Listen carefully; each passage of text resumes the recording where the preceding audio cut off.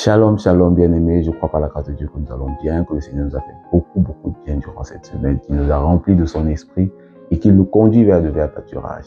Sur ce, j'aimerais qu'on lui dise merci pour sa fidélité et sa bienveillance en nos vies. Rendons du gloire.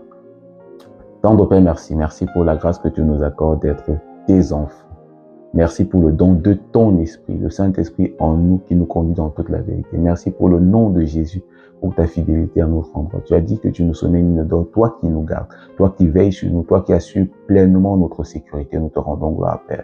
Nous sommes tellement reconnaissants pour la grâce que tu nous fais chaque jour, d'ouvrir les yeux, mais surtout de demeurer dans ta présence, de te connaître, toi, le seul vrai Dieu. Tu as dit, oh, la vie éternelle, c'est qu'ils te connaissent, toi, le seul vrai Dieu, celui que tu as envoyé, Jésus-Christ. Merci pour la grâce que tu nous as fait de te connaître et de vivre pour ton plaisir. Te rendons la gloire et l'honneur, Père, au nom puissant de Jésus. Amen, amen, amen. Bien-aimé, je suis heureux de te recevoir à nouveau sur cette plateforme où je te parle de communion avec la personne du Saint-Esprit, la personne la plus importante de ma vie, de ta vie à toi aussi, si tu as dit oui à Jésus. Pourquoi dire oui à Jésus? Simplement parce qu'il a de l'amour pour toi. Il t'aime énormément. Et il veut véritablement que tu passes ton éternité avec lui, à ses côtés. Oui, le temps qui t'est donné sur la terre, ce peu de temps, 50 ans, 60 ans, 120 ans qui t'est donné sur la terre, c'est pour préparer ton éternité. Bien-aimé, qu'est-ce que 120 ans sur l'éternité? On dit éternité, qu'est-ce que 120 ans sur l'éternité? Même si on disait seulement 1000 ans, qu'est-ce que 120 ans sur 1000 ans? Bien-aimé, Jésus t'a donné, le Père t'a donné ce peu de temps sur la terre pour que tu ouvres ton cœur, afin que tu ouvres ton cœur à Jésus et que tu reçoives la vie éternelle. La vie qui commence ici et qui continue dans l'éternité. La vie éternelle, la vie avec Dieu pour toujours. C'est ce qu'il a préparé d'avance pour toi et c'est ce qu'il veut t'offrir par amour pour toi. Donc c'est la raison pour laquelle je t'invite simplement à ouvrir ton cœur à Jésus. Il a dit, si tu confesses de ta bouche le Seigneur Jésus et si tu crois dans ton cœur que Dieu l'a ressuscité des morts, tu seras sauvé. Jésus veut te sauver, le Père t'attend à ses côtés. Bien-aimé, fais le bon choix. Sur ce, j'aimerais continuer dans notre même dynamique de communion avec la personne du Saint-Esprit. La semaine dernière, on se disait déjà en lisant Jean 15 au verset 5 que on ne peut pas faire la volonté de Dieu par nos propres forces, par nos capacités naturelles. Nous avons besoin de la force de Dieu, de l'Esprit de Dieu pour nous conduire dans toute la vérité, pour nous aider à accomplir les desseins que le Père a préparés d'avance.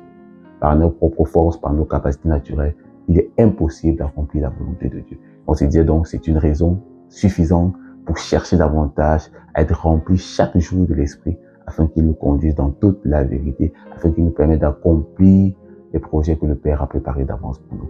Nous voulons continuer dans cette même dynamique et nous voulons lire ce matin le texte de Jean 14, verset 17.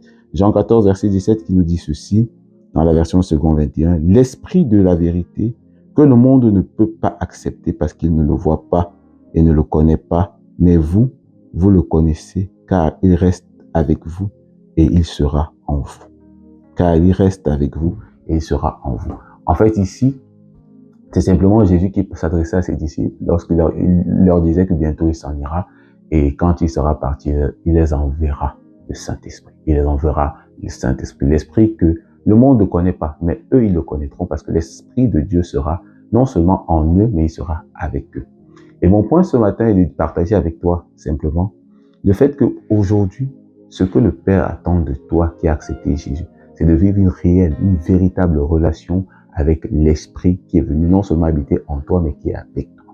On dit que le monde ne le connaît pas, mais toi, en tant qu'enfant de Dieu, tu es censé le connaître. Mais le drame aujourd'hui, c'est que la majorité, le grand nombre d'enfants de Dieu aujourd'hui ne connaissent pas véritablement la personne du Saint-Esprit. Certains en parlent, mais très peu l'ont rencontré et cherchent à développer cette intimité avec lui.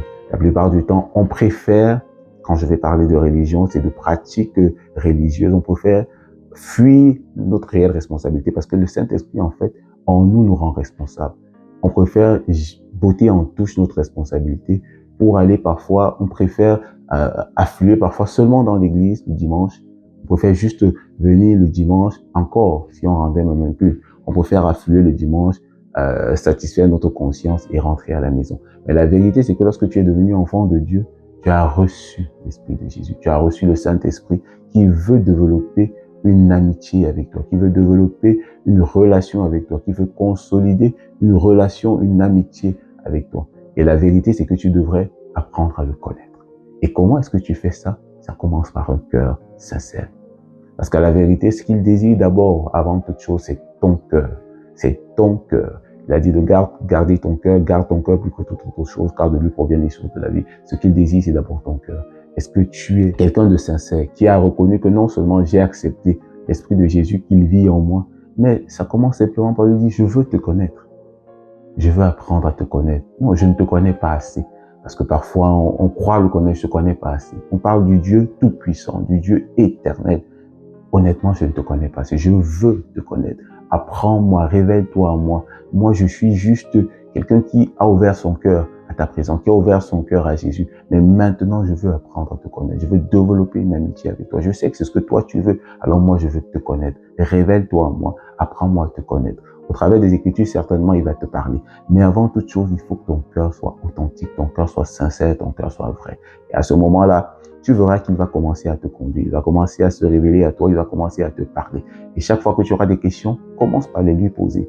Il va te répondre au travers, soit de sa parole, soit d'une prédication à l'église, soit d'un enseignement, il te parlera. Mais aie un cœur authentique, un cœur sincère, un cœur vrai. Moi, j'appelle souvent ça un cœur honnête vis-à-vis de Dieu. Il faut que tu apprennes, il faut que tu décides de développer cette relation avec la personne du Saint-Esprit. Cela passe par un cœur sincère, un cœur qui veut réellement le connaître et qui lui dit, je veux te connaître, je vais apprendre à te connaître. Esprit de Jésus.